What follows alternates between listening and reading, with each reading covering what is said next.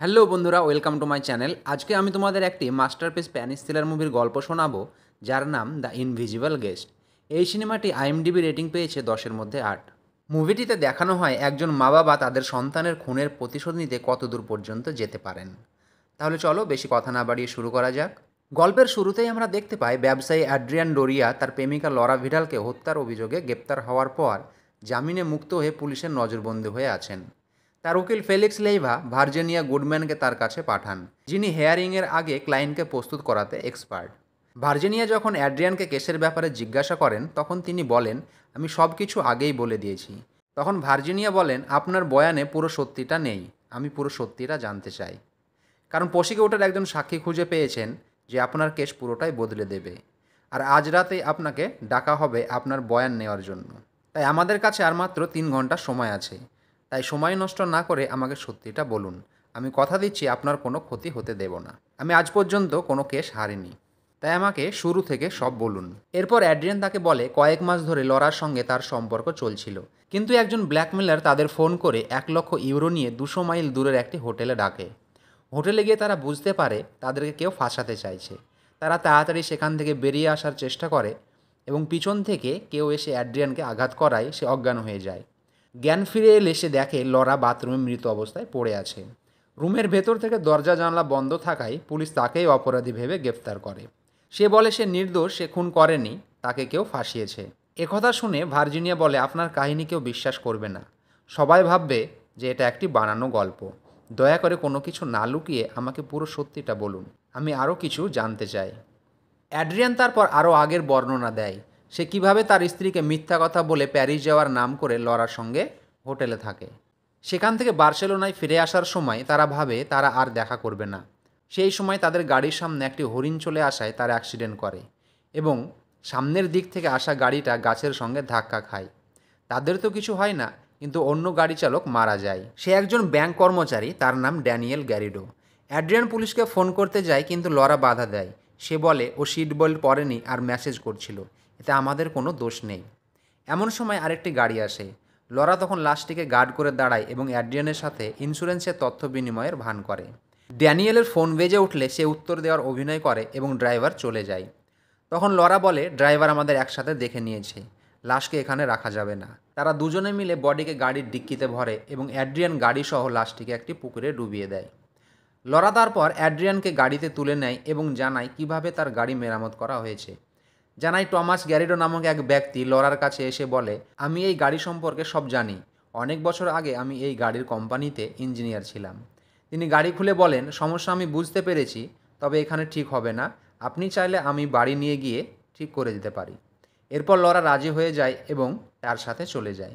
সেখানে টমাসের স্ত্রী এলভিরার সাথে লরার দেখা হয় এবং কথা বলে বুঝতে পারে ড্যানিয়েল তাদেরই ছেলে। তাদের কথাবার্তা চলতে চলতে গাড়ি ঠিক হয়ে যায়।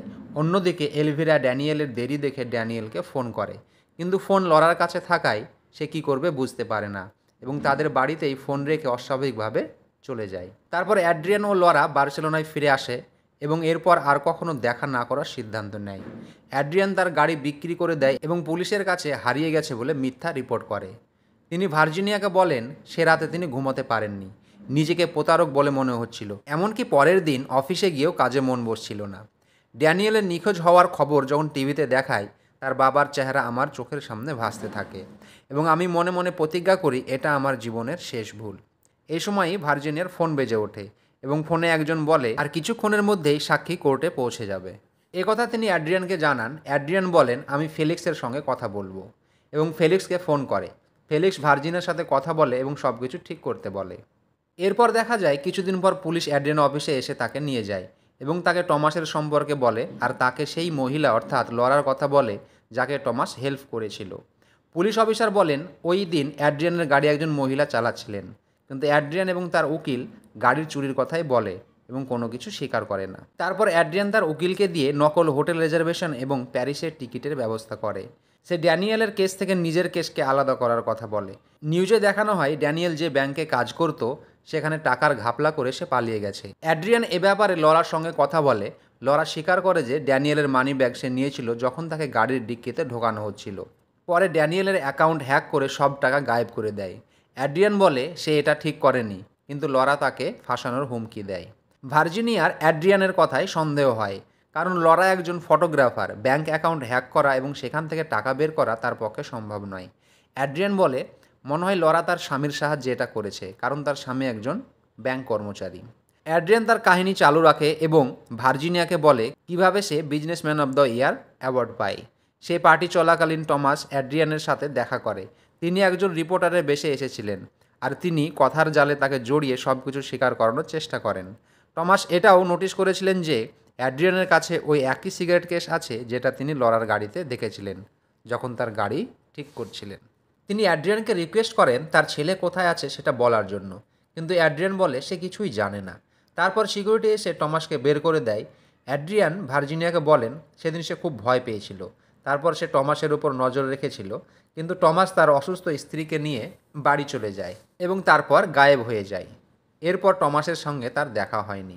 ভার্জিনিয়া বলেন, এবার সব সত্যি আমার সামনে আছে। এখানে দুটো ডেড বডি আছে। আমার মনে হচ্ছে লরার মৃত্যুর সাথে ড্যানিয়েলের মৃত্যুর কানেকশন রয়েছে, কিন্তু পুলিশ ভাবে শুধুমাত্র লরাই খুন হয়েছে আর অ্যাড্রিয়ান এখানে আসামি। অপরদিকে ড্যানিয়েলের মা বাবার মতে আর একটা খুন হয়েছে এবং তারা লরা এবং অ্যাড্রিয়ানকে সন্দেহ করে। ভার্জিনিয়া বলেন, এই রহস্যের জন্য সেই দিন হোটেলে কি হয়েছিল সেটা আমাকে পুরোপুরি জানতে হবে।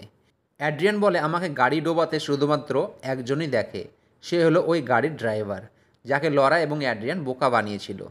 ভার্জিনিয়া বলে, জর্জ তোমার কথা তখনই বিশ্বাস করবে যখন সব প্রমাণ সত্যি মনে হবে। এরপর অ্যাড্রিয়ান বলে তাকে এবং লরাকে কিভাবে হোটেলে ডাকা হয়েছিল। তাকে ওই ঝিলের ছবি পাঠানো হয় যেখানে তারা গাড়ি ডুবিয়েছিল এবং তাকে বলা হয়েছিল টাকা সহ লরা এবং তাকে হোটেলে যেতে। ভার্জিনিয়া বলেন, যদি জর্জকে অযৌক্তিক কোনো তথ্য দেওয়া হয় যেখানে ড্যানিয়েলের কোনো ইনফরমেশন থাকবে না, তাহলে সেটা বিরোধী পক্ষকে একটা সুযোগ দেওয়া হবে, যেটা তারা চাইছে। এখানে ভার্জিনিয়া বলে, আমি তোমাকে 3টি প্রশ্ন করব, যদি একটারও উত্তর দিতে পারো তাহলে আমি এই কেস নিয়ে এগোবো। প্রথম প্রশ্ন, তোমার ফোনে মেসেজ কিভাবে এলো? দ্বিতীয় প্রশ্ন, যদি খুনির টাকারই দরকার হয় তবে খুনি টাকা নিয়ে যায়নি কেন? এবং তৃতীয় প্রশ্ন, খুনি যদি অন্য কেউ হয় তবে সে কিভাবে রুমে এলো এবং রুম থেকে বেরোলো? অ্যাড্রিয়ান বলে, আমাকে যে প্রশ্নগুলি আপনি করেছেন সেই প্রশ্নের উত্তর আপনি নিজে দিয়ে আমাকে অবাক করুন, কারণ এই প্রশ্নের উত্তর আমার কাছে নেই। ভার্জিনিয়া বলেন, আমি শুধুমাত্র অনুমান করে বলতে পারি তোমার শোনানো কাহিনীর উপর ভিত্তি করে যে সেদিন আসলে কি হয়েছিল। ভার্জিনিয়া লরার খুনের অনুমান করে বলে, তারা হোটেল রুমে ঢোকার আগে সেখানে আগে থেকেই টমাস লুকিয়েছিল। ভার্জিনিয়া মনে করে যদি এখানে টমাসের নাম নেওয়া হয় তাহলে জর্জকে অ্যাড্রিয়ানের পক্ষে আনতে পারবে, কারণ জর্জ ভাববে যে টমাস তার ছেলের খুনিদের শাস্তি দিতে না পারায় এ কাজ করতে পারে। ভার্জিনিয়া বলে, অ্যাড্রিয়ানকে বাঁচানোর এটাই একটা উপায়, কিন্তু তার আগে অ্যাড্রিয়ানকে বলতে হবে যে লরা এবং সে ড্যানিয়েলের সাথে আসলে কি করেছিল। কিন্তু অ্যাড্রিয়ান বলে, এতে কোনো লাভ হবে না যদি আপনি হোটেলের রহস্য উন্মোচন না করতে পারেন।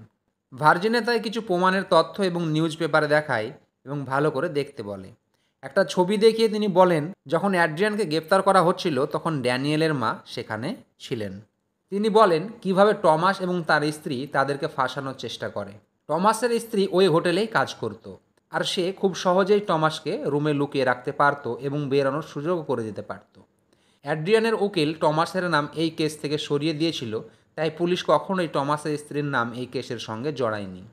তখনই ভার্জিনিয়ার কাছে একটি কল আসে এবং তিনি জানতে পারেন বিরোধী পক্ষের কাছে যে সাক্ষী আছে সে আসলে ড্রাইভার, যে অ্যাক্সিডেন্টের সময় অ্যাড্রিয়ানকে দেখেছিল। ভার্জিনিয়া অ্যাড্রিয়ানের উকিল হওয়ায় তাকে পরামর্শ দেন যে এই সব কাজ লরা করেছে এবং অ্যাড্রিয়ান সেই সময় প্যারিসে ছিল। এটা কোর্টে বলতে হবে। অ্যাড্রিয়ানকে বাঁচানোর জন্য সব দোষ লরার উপর চাপাতে হবে এবং গাড়িতে লরার কিছু জিনিসপত্র আমরা রেখে দিতে পারবো। অ্যাড্রিয়ান বলে, বিরোধী পক্ষের কাছে তো সেই ড্রাইভার সাক্ষী হিসেবে রয়েছে। ভার্জিনিয়া তখন বলেন, আমি তোমাকে মিথ্যা বলেছিলাম, আসলে বিরোধী পক্ষের কাছে কোনো সাক্ষী নেই। ভার্জিনিয়া অ্যাড্রিয়ানকে বলেন, তুমি সব সত্যি প্রথমে কেন আমাকে বলনি? তখন অ্যাড্রিয়ান বলে সে দেখতে চেয়েছিল যে টমাসকে ঘিরে ভার্জিনিয়া কোনো সমাধানে আসতে পারে কিনা। অ্যাড্রিয়ান বলে সেই রাতে সে টমাসকে দেখেছিল এবং সব কিছু টমাস করেছে। অ্যাড্রিয়ান এখানে ভার্জিনিয়াকে টেস্ট করছিল।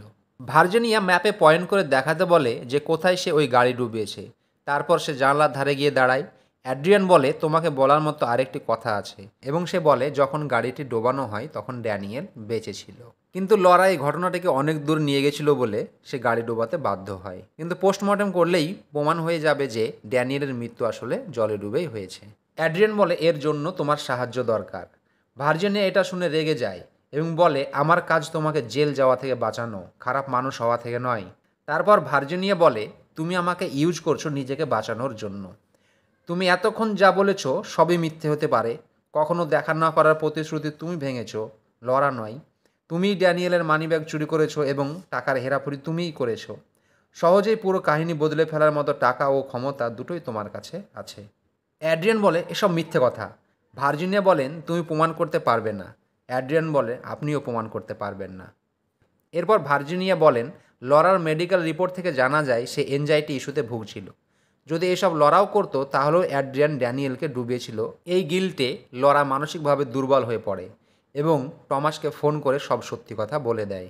এই কারণে অ্যাড্রিয়ানকে কন্ট্যাক্ট করা হয় যাতে সে হোটেলে আসে এবং সব সত্যি কবুল করে। লরা নিজের সুরক্ষার জন্য নিজের ফোন থেকে অ্যাড্রিয়ানকে মেসেজ করে, কিন্তু সে লরাকে মেরে ফেলে এবং একটা মিথ্যে গল্প বানায়। অ্যাড্রিয়ান বলে যদি এটাই হয় তাহলে ড্যানিয়েলের মা বাবা কেন এগিয়ে আসেননি? এর উত্তরে ভার্জিনিয়া বলে কারণ তারা জানে লাশ ছাড়া তারা কিছুই প্রমাণ করতে পারবে না, আর তুমি নিজের দোষ কখনোই স্বীকার করবে না। এরপর ভার্জিনিয়া এখানে অ্যাড্রিয়ানকে বলে যে টমাসের স্ত্রীর ফটো এখানে এডিট করে লাগানো আছে এবং সে অ্যাড্রিয়ানকে তার সামনের বিল্ডিং দেখায় যেখানে টমাস রয়েছে। ভার্জিনিয়া তাকে বলে লরার মৃত্যুর পর থেকে সে তোমার উপর নজর রাখছে। ভার্জিনিয়া অ্যাড্রিয়ানকে কথার জালে জড়িয়ে স্বীকার করতে বাধ্য করে যে সেই আসলে লরাকে খুন করেছে এবং এই গল্প বানিয়েছে। অ্যাড্রিয়ানের লয়ার ফেলিক্স তাকে ফোন করে এবং হোম ভয়েস মেলে একটি মেসেজ পাঠিয়ে বলে তাকে ফোন করতে, কারণ অ্যাড্রিয়ানকে সে ফোনে পাচ্ছিল না। এবার ভার্জিনিয়া অ্যাড্রিয়ানকে বলে 10 মিনিট ব্রেক নিয়ে নাও আর ফেলিক্সের সাথে কথাও বলে নাও। অ্যাড্রিয়ান ফেলিক্সকে ফোন করে জানতে পারে সে ড্রাইভারকে চুপ থাকার জন্য টাকা দিয়েছে, সে আর সাক্ষী দেবে না। হঠাৎ ফোন কেটে যায় এবং অ্যাড্রিয়ানের পকেটের পেন থেকে কালি বেরিয়ে আসে।